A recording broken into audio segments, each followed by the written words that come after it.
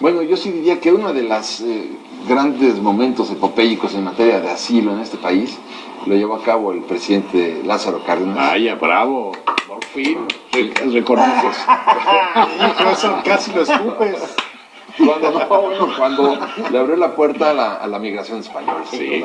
Bueno, aquí Fue importantísimo. Al exilio, al exilio. Sí, al exilio español. Entonces, yo creo que aquí sí fue una medida muy valiente 22,000 más o menos recibimos. del presidente Cárdenas, que yo le aplaudo en lo personal por muchas razones, porque no solo por el asilo, sino porque mi padre era refugiado español, refugiado de la guerra. Entonces, bueno, pues gracias a esta política del presidente Cárdenas, pues yo estoy sentado en esta mesa. Yo ya nací en México, claro está, ¿no? Pero fíjate, tenía que haber llegado alguien de izquierda tan recalcitrante como lo era Cárdenas para enseñar a los mexicanos miren, vamos a recibir a los españoles porque están perseguidos, porque es una república, porque se instaló una dictadura y los están persiguiendo.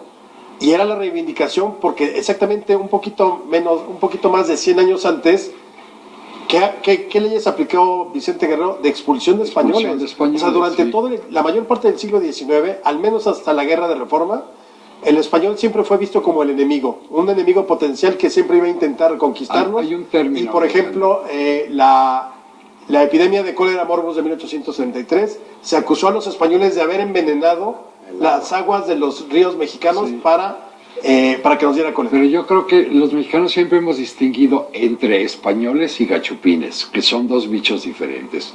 Los españoles son gente proba, notable, fina en su trato, y el gachupín es el que viene, que venía a explotar, pero es indígena. Ahí yo tengo todo un tema, porque era lo que llamaron en algún momento los antiguos residentes.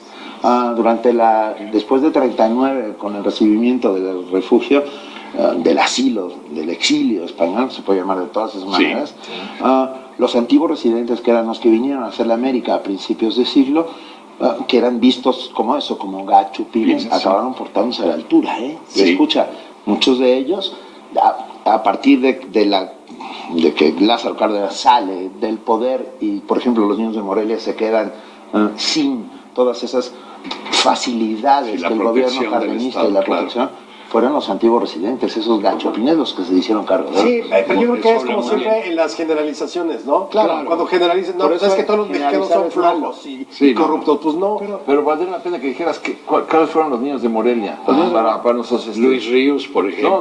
No, ¿de qué se trató? ¿De qué se trata? ¿De qué se trata? Claro. A partir de la caída de la República en 1939 llega un primer barco lleno de refugiados. Primero hay que contar la historia del telegrama, cuando el cónsul mexicano en Barcelona manda un telegrama a Cárdenas diciéndole ¿a cuántos refugiados españoles podemos aceptar? Y Cárdenas contesta con uno de los más bellos y más cortos mensajes que he visto en mi vida, que dijo que vengan todos. Él no lo escribió, eso es su secretario. Yo lo sé, querido, pero es un acto de grandeza y de generosidad. Bueno, claro. Y en el primer barco, llamado el Sinaya, llegan los niños de Morelia, que son un gran grupo, más de 140 niños, todos ellos huérfanos, habían perdido a sus padres en la guerra, y vienen directo a la Escuela de Artes y Oficios de Morelia, en donde Cárdenas crea una escuela,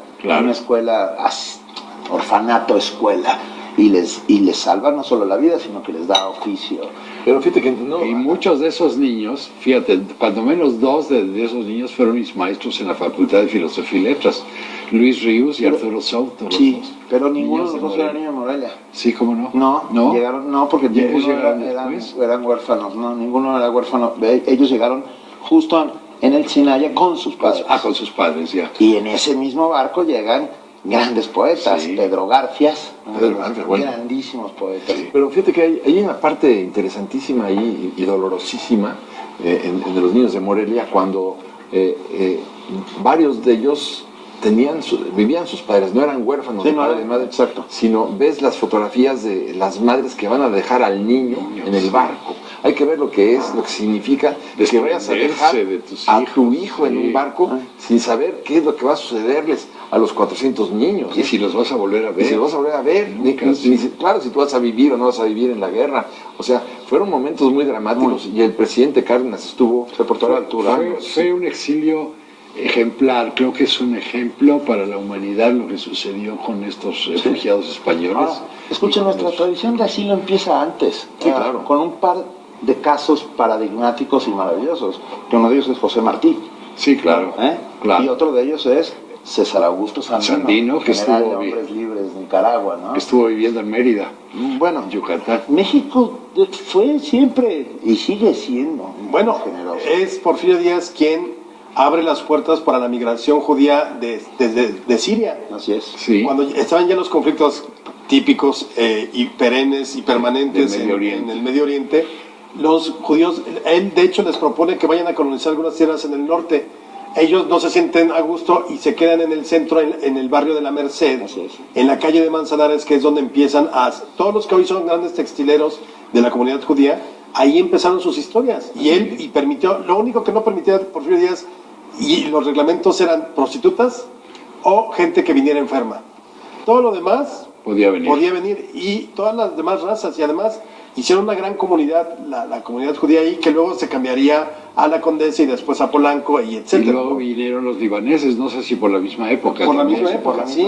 O sea, siempre ha habido, insisto, esa posibilidad. Vocación de recibir a la Pero gente. en cambio, con lo generosos que fuimos, y perdón que utilice el fuimos, simultáneamente pasaron cosas horribles, como todas las matanzas de chinos, ¿saben? En el 14, ¿no? La matanza de Torreón de 303 ciudadanos chinos de una manera absolutamente salvaje. Pero eso fue por razones de tipo laboral, porque la gente, no fueron los militares, fue los propios ciudadanos.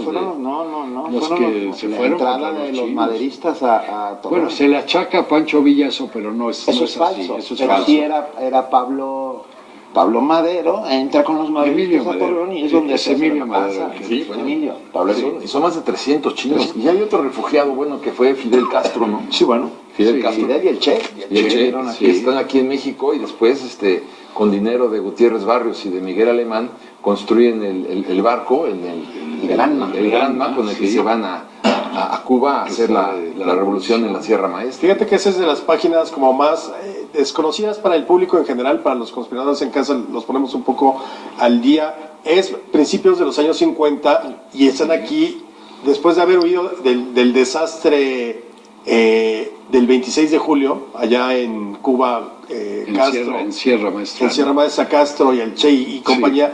Vienen a México, pero aquí están detenidos por la Dirección Federal de Seguridad. En migración, en Miguel Schultz. Exactamente, ahí estuvieron viviendo, pero hicieron muy buena relación con Gutiérrez Barrios. Sí.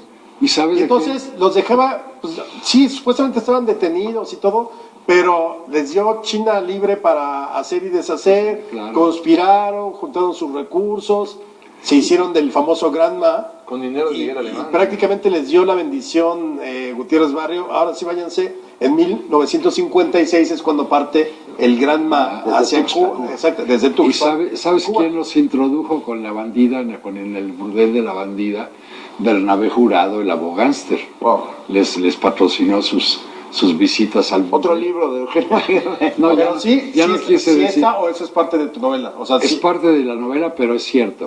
Está documentado, sí. Ahora, fíjate, otra migración importante fue la de los chilenos durante el golpe de Estado de Allende. Sí. Esta también fue muy importante porque, pues sí, se desangró. Igual que se desangró la República Española, se desangró también, porque hay que ver, por ejemplo, todo lo que fue el esfuerzo de la formación de los españoles, de la República Española, claro está, y bueno, y también del imperio de Alfonso XIII, todo lo que fue aquello. Estos jóvenes que llegan a México son ingenieros, son economistas, son poetas, son escultores, Me gustaría, antes de que continuaras con igual que en Chile, con la migración chilena, ¿qué nos dejó el exilio español en México? Para ya cerrar el círculo, pues nos dejó la casa de España en México, que se convirtió en el Colegio de México, El Fondo de Cultura el Económica, Fondo de Cultura Económica, el Ateneo Español el Colegio de Madrid. y muchísimos el Colegio Luis grandes Vives. intelectuales de Bueno. todas las áreas.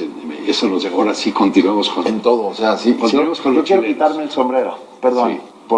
como nos levantamos muchas veces, me levanto y me quito el sombrero por Pablo Martínez Corvalá. Sí, claro. El embajador de México En Chile. en Chile durante el 11 de septiembre de 1973, que abrió las puertas de la embajada a riesgo De su propia vida. Claro. y dejó entrar a todos los que pudieron llegar hasta la embajada.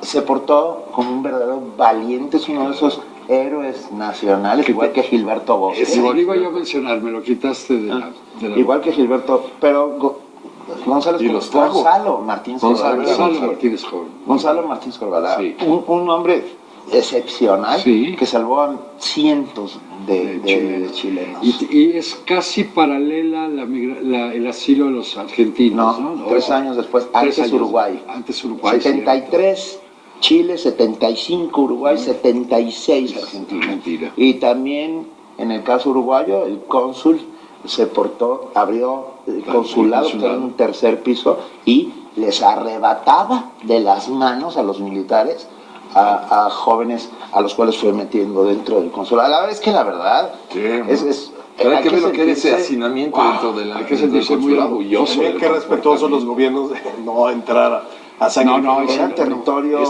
Claro, yo sé que es nacional. internacional, pero ¿tú crees que a alguno le importaría en un momento dado? Yo creo que no, eran estos momentos muy curiosos en los que alguien con 2 dedos de frente decían no se No se metan, porque además estamos toda la dando un prensa golpe de estaba, Estado como para tener sí, un conflicto internacional. internacional. Pero muchos franquistas, durante la Guerra Civil Española no les importó violar embajadas para sacar ahí lo que decían las famosas ratas republicanas, que eran líderes liberales, Sí, ¿no? sí, sí. Y bueno, y violaron la extraterritorialidad diplomática sin el menor pudor. Y claro, estábamos ya prácticamente en guerra, ¿no?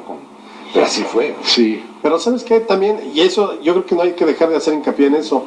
Finalmente estos años de los 70, Chile, Argentina, Uruguay, perfecto, les abrimos las puertas, pero aquí es el momento más álgido de la guerra sucia. Hay como 7 u 8, ayer lo estaba leyendo, como 7 u 8 movimientos sociales en armas. Sí, El entre ellos Procub, la Liga la Liga 23 de septiembre, el EPR, la Federación de Estados del Partido del Pueblo, Del Pueblo, o sea, sí. uno que se levantan Lucio, y que Genaro, están siendo Lucio perseguidos y Cabañas, masacrados. Genaro Vázquez, ¿Y cómo, verdad? por la tradición de asilo. El asilo. por el asilo, sí, por esta tradición.